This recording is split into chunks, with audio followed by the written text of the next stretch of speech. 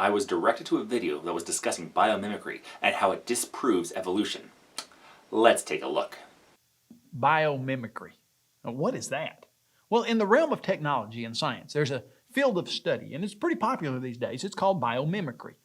The word biomimicry comes from two Greek words, bios meaning life, like biology, and mimesis meaning to imitate or to mimic.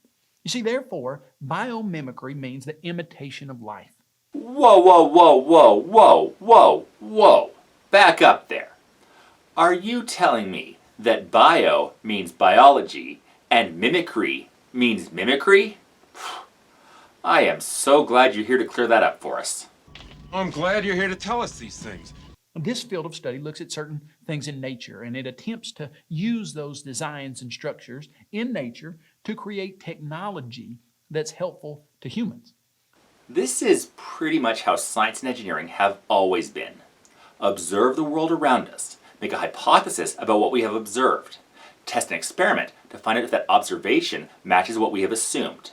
If it matches, then we can say we have a working theory to explain our observations. For instance, we have repeatedly observed that mutations occur between generations of biological organisms. And if an organism is better adapted to survive in the biome they find themselves in, then they can breed and pass on those mutations. The reason biomimicry has become more popular than ever these days is because in many ways we are finally catching up to nature. Nature has had billions of years from the first single-celled organism to slowly refine and adapt to the environments they find themselves in. But it happens over countless generations, and humans generally want their innovations much faster than that. One of humanity's biggest advantages is that we can figure out solutions to problems in a lot less time. Humans in a cold climate have two routes to survival. One, have many kids and hope that at least one of them will have a mutation that will allow them to endure the cold a tiny bit better, and keep this process up for many generations in anticipation that eventually their descendants will be well adapted to the cold. Or make a shelter, build a fire, and put on clothing to protect from the elements right away. Most choose the latter. Our technology has advanced to the point where we can both study and mimic biological functions much better than ever before. It's not a surprise that we're learning from organisms that have had billions of years of guess and check to adapt to their environment. But that's been a staple of science and engineering for a long time. The Wright brothers studied the shape of a bird's wing to work out how lift occurs, whereas the bird's ancestors had to slowly, over countless generations, build up wings to just the right shape. Recently, scientists have begun to develop a tiny flying robot that mimics a fly. Now, interestingly, it's about the same size and weight of a fat housefly. And they've come up with a lot of uses for this. They say this robo-fly could help firefighters locate people during fires or spy on potential terrorists. Now, why would anyone want to copy a fly? The reason's really simple. Flies are some of the most well-designed flyers in the world. Ron Fearing, the scientist behind a lot of the research on RoboFly, said that flies are the fighter jets of the animal kingdom. They can change speed and direction in a fraction of a second, and they can even land upside down. Just try catching one with your hand to see how great they are at flying, Dr. Fearing said. Yes, flies are incredibly well suited to flying. The protofly that was able to move a little faster and a bit more agile than its brethren was more likely to survive and pass on its genes, meaning over generations, from the ancestors up to the modern day fly, they've gotten better and better at flight. This is why it's so difficult for a person to grab one out of the air, and those that do show incredible reflexes. Hey, Mr. Miyagi, look! You beginner luck. He also said there are all kinds of things nature can do that we don't know how to do yet. Dr. Fearing and many of the people who study biomimicry conclude that these wonderful designs and structures are the result of evolution. But that doesn't make any sense. If humans who are very intelligent have not been able to create designs and structures as efficient as those in nature, then how could evolution have done it? By blind chance and accident. It makes perfect sense. So many of the creationists that I respond to bring up blind chance and accident, but almost always forget to mention the other major part of Darwinian evolution, Selection, specifically natural selection. Yes, there are random mutations between generations, but the beneficial mutations are sorted and kept by natural selection.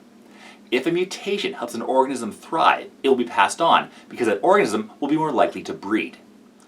While humans are intelligent, the smartest of us will admit we don't know everything. Only a fool would say that we already know everything and there is nothing left that we can learn about or from the natural world. That's exactly what science is all about, learning what we don't know and increasing our knowledge. Doesn't it make much better sense to believe that God, the great designer of the universe, created the fighter jets of the animal kingdom with all their amazing designs? Isn't it amazing how God's design, found in a common housefly, is better than some of the technology found in our most advanced jet airplanes? Well, sure, except for a small, yet glaringly obvious flaw in your hypothesis. You have no evidence for your, or really any, deity. If you can show an intelligence that is behind the biodiversity that we have observed around us, we would have to follow where that evidence led. Saying there are things in nature more complicated than anything humans can do simply shows that we still have a long way to go towards understanding the world. The Apostle Paul had it right when he said, "The foolishness of God is wiser than men, and the weakness of God is stronger than men." Yes, but Paul supposedly got his knowledge of God from revelation. He repeatedly mentioned how he was simply told by God what was true. I would prefer to get my knowledge from observations that can be tested and confirmed, rather than just being told, "Hey, I had a vision, and trust me, it's from God." Anybody could make anything up, so why trust Paul over any of the other prophets if there's no way to verify the claims? Oh, what the? Ow. Oh my. Wow. I'm getting a vision myself. Oh, wow. Oh. I guess Paul was right. You can get revelation from God. I just got a vision from the divine. It's a message as clear as day from God Almighty himself to all his believers using me as a conduit. Don't laugh. According to the Bible, Paul wasn't a believer either until he had his visions on the road to Damascus. It says that all believers should empty their bank accounts and send their savings to that handsome, bald, bearded YouTube atheist.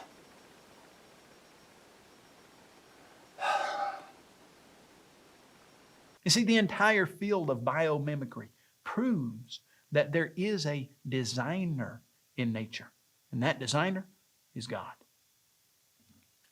No, it just means that the guess and check method of natural selection over billions of years and countless generations has developed innovations that humans have not been able to reproduce on our own, and we would be foolish to ignore the lessons that we can take from the world around us.